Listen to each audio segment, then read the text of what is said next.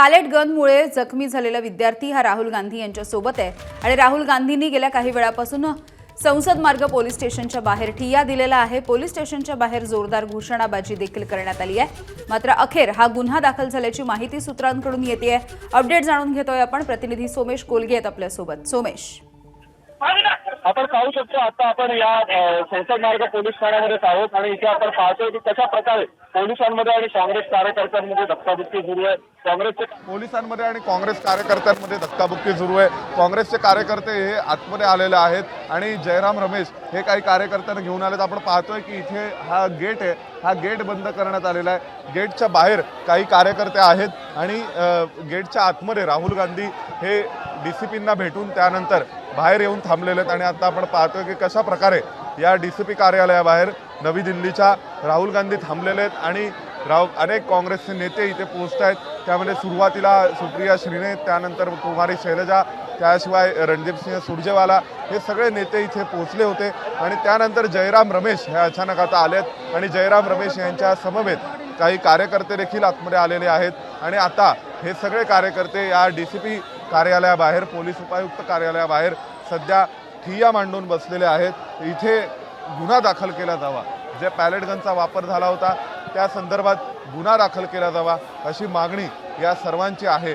आणि त्यासाठी म्हणून राहुल गांधी हे सध्या इथे पोलीस उपायुक्त कार्यालयाबाहेर ठिय्या मांडून बसलेले आहेत आणि त्यांच्यासह काही कार्यकर्ते, काँग्रेसचे कार्यकर्ते देखील इथे पोहोचलेले आहेत। आणि जयराम रमेश हे आता पुन्हा एकदा पोलीस उपायुक्तांसोबत चर्चा करण्यासाठी म्हणून त्यांच्या कार्यालयामध्ये गेले होते। आणि त्यानंतर आता आपण पाहतोय की कशा प्रकारे इथे राहुल गांधींकडून पुन्हा एकदा हे एक प्रकारचं धरणे प्रदर्शन सुरू आहे।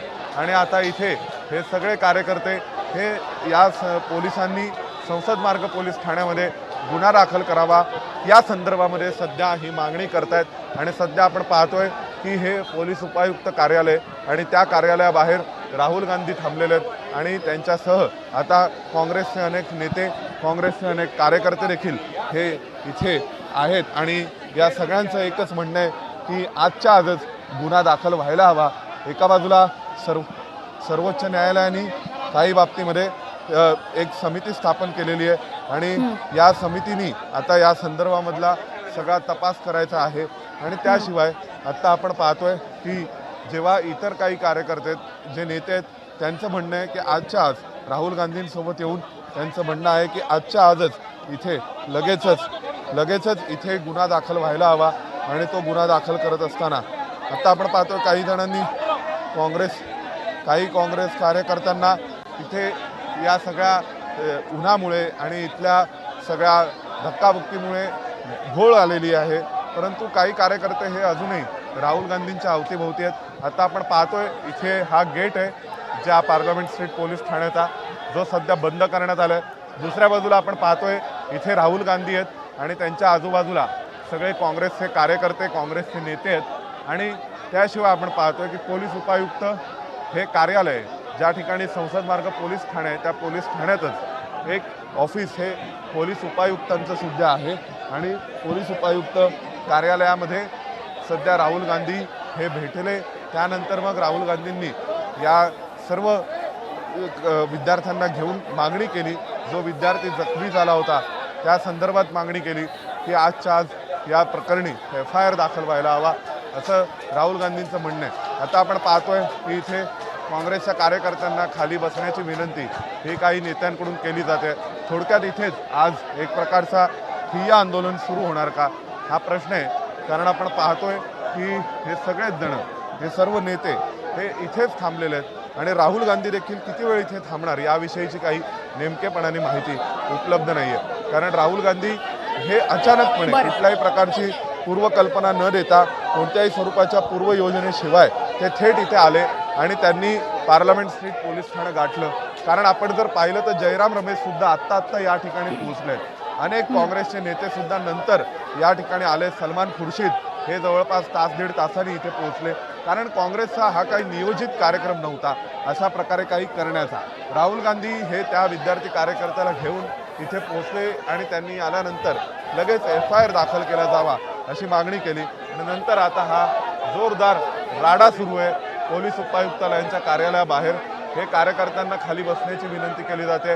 काँग्रेसचे झेंडे आणले गेलेत आणि या सर्वांना आता नेते विनंती करतायत की तुम्ही खाली बसलं पाहिजे आणि इथेच ठिय्या मारण्यावर, इथेच धरणं प्रदर्शन करण्याबाबत हे सगळे नेते आणि कार्यकर्ते ठाम दिसतात। सोमेश, राहुल गांधी यांनी याआधी देखील एक पत्रकार परिषद घेतलेली होती, तेव्हा देखील ते एका जखमी विद्यार्थ्याला सोबत घेऊन आले होते। साहिल नावाचा तो विद्यार्थी होता, तोच हा विद्यार्थी आहे का? या संदर्भात सलमान खुर्शीद यांची प्रतिक्रिया येते, ती आपण सुरुवातीला जाणून घेतोय। राहुल गांधी यहाँ पे धरने में बैठे हैं, एफआईआर की मांग कर रहे हैं। बिल्कुल कर रहे हैं, हम उनके समर्थन में यहाँ आए हैं और हमें पूरी उम्मीद है कि वो सफल होंगे, कामयाब होंगे। सर, पुलिस से उनकी बातचीत हुई है, क्या लगता है कि कुछ? अभी अंदर चला जाऊंगा तो बात पता चलेगी, अभी तो आप जो बता रहे हैं वही समझ पा रहे हैं। हळूहळू काँग्रेसचे सगळे जे महत्त्वाचे नेते आहेत ते देखील या ठिकाणी पोहोचताना दिसत आहेत। प्रियंका गांधी या देखील पोहोचलेल्या आहेत। जखमी विद्यार्थी आणि त्याच्या आईला घेऊन सध्या राहुल गांधी यांनी संसद मार्ग पोलीस ठाण्याच्या बाहेर हे ठिय्या धरलेला बघायला मिळतोय। साधारण गेल्या तासाभरापासून त्यांचा हा ठिय्या या ठिकाणी सुरू आहे।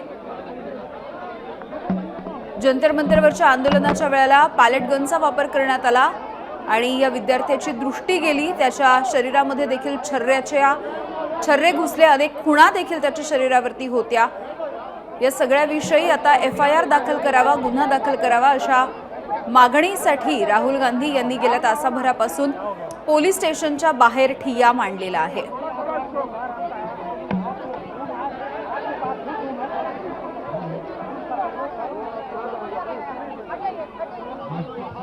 राहुल गांधी हे आज अशा पद्धतीने पोलीस स्थानकामध्ये जातील आणि तिथे गेल्याच्या नंतर गुन्हा दाखल करण्याची मागणी करतील। याविषयी कोणालाही माहिती देण्यात आलेली नव्हती, त्यामुळे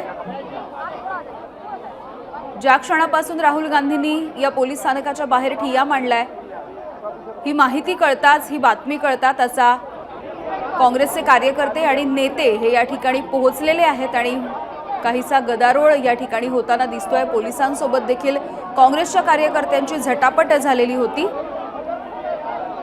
पुन्हा एकदा जाऊया, सोमेश कोलगे आमचे प्रतिनिधी आपल्याला याविषयीचे अपडेट्स देत आहेत। सोमेश, राहुल गांधींचा तासाभरापासूनचा ठिय्या आणि काँग्रेसचं एका पद्धतीने आंदोलनच सुरू आहे, अशा पद्धतीची ही दृश्य।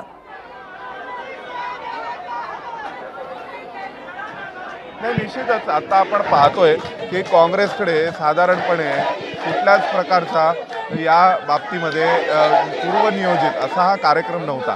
अचानक राहुल गांधी हे काही त्या विद्यार्थी कार्यकर्त्यासोबत इकडे आले।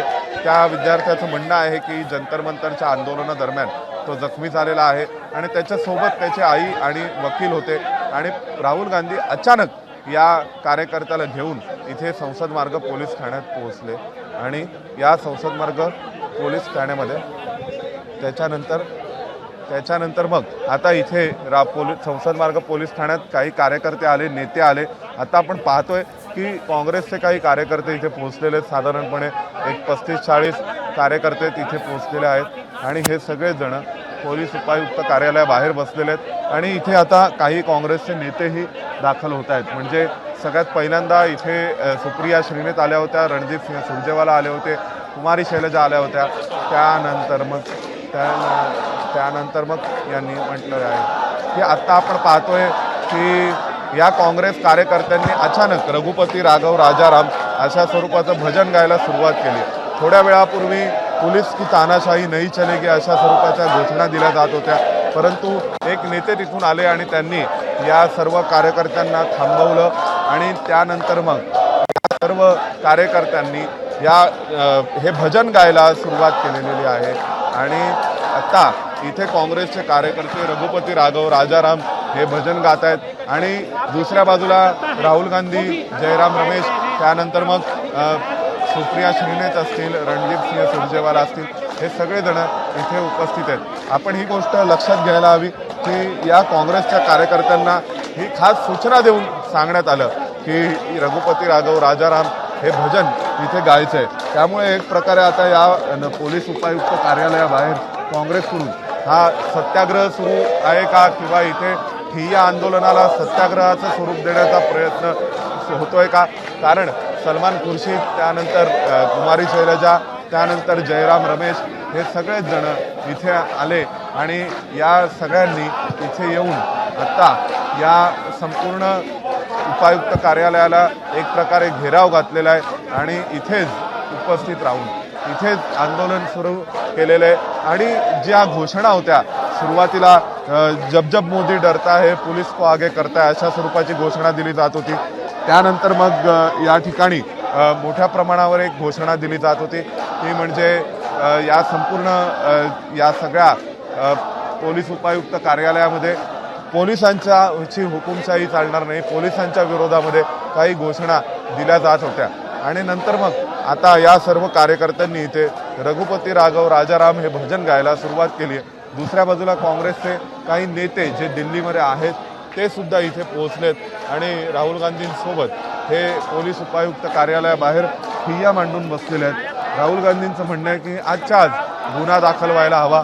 इथे कोणत्याही परिस्थितीमध्ये जंतर मंतरवर जो मोर्चा आयोजित करण्यात आला होता 20 तारखेला, त्या मोर्चामध्ये ज्या प्रकारे या आंदोलकांवर पोलिसांनी बळाचा वापर केला त्या विरोधात FIR झाला पाहिजे, गुन्हा दाखल केला गेला पाहिजे, अशी मागणी ही सध्या राहुल गांधींची आहे आणि या मागणीवर ते ठाम आहेत आणि म्हणून सध्या ते इथे बसलेले आहेत, ठिय्या आंदोलन करत बसलेले आहेत आणि त्यांच्यासोबत कार्यकर्ते आणि नेतेही या पोलीस ठाण्यात पोहोचत आहेत। सोमेश, खरं तर जंतर मंतरवरच्या आंदोलनाच्या दरम्यान जेव्हा संसदेवरती मोर्चा काढण्यात आला आणि पोलिसांनी ज्या पद्धतीनं कारवाई केली, या सगळ्याची चौकशी व्हावी म्हणून आता सुप्रीम कोर्टानं आदेश दिलेले होते एका समितीचे।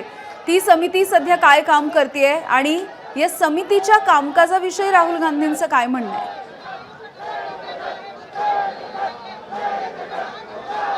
निश्चितच कालच सर्वोच्च न्यायालयाने या प्रकरणी आदेश देऊन एक समिती स्थापन केलेली आहे। न्यायमूर्ती सुभाष रेड्डी यांच्या अध्यक्षतेखाली ही समिती काम करणार आहे। त्यामध्ये काही CBIचे माजी संचालक देखील आहेत, काही प्रशासकीय अधिकारी आहेत आणि ही उच्चस्तरीय समिती खास याच विषयासाठी गठीत करण्यात आलेली आहे की इथे पोलिसांनी जो बळाचा वापर केला तो वाजवीपेक्षा जास्त होता का? अगदी सोमेश, तुम्हाला काही क्षणांसाठी थांबवते। दिल्लीमधल्या या बातमीचे अपडेट्स आपण घेत राहू तुमच्याकडून।